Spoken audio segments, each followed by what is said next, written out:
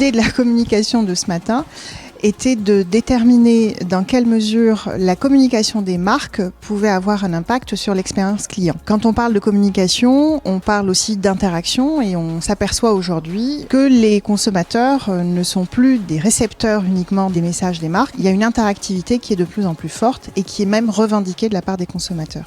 Il s'est passé pas mal de choses ces 3 dernières années, qu'il s'agisse de la découverte, de l'expérience d'achat et même ce qui se passe après l'achat. Aujourd'hui, pour répondre à ces nouvelles exigences, l'objectif c'est de travailler sur nos produits pour qu'ils répondent à ce besoin d'un monde sans friction, qu'il s'agisse de la phase de découverte, de réduire le moment de la découverte à l'achat et d'encourager aussi à l'interaction post-achat et notamment avec les messageries comme Messenger pour continuer la relation de la manière la plus efficace possible.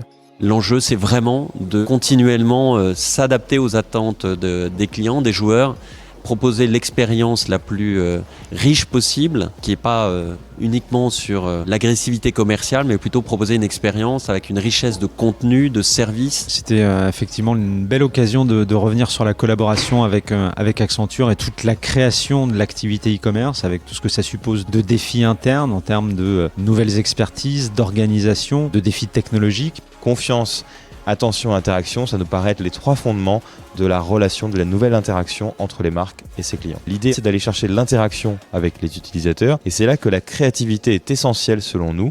Avec les équipes du TID Studio, près de 100 designers, nous travaillons à twister des assets et c'est essentiel pour capter l'utilisateur, pour susciter une interaction avec lui. Chez eMedia Center, on propose des concepts sur mesure qu'on appelle des opérations spéciales. En fait, on permet aux marques de venir s'exprimer sur nos points de vente, d'en faire des théâtres d'expression de leurs promesses. Les consommateurs attendent du sens, on le sait très bien. Les marques ont des positionnements et souhaitent vivre cette expérience de positionnement en client.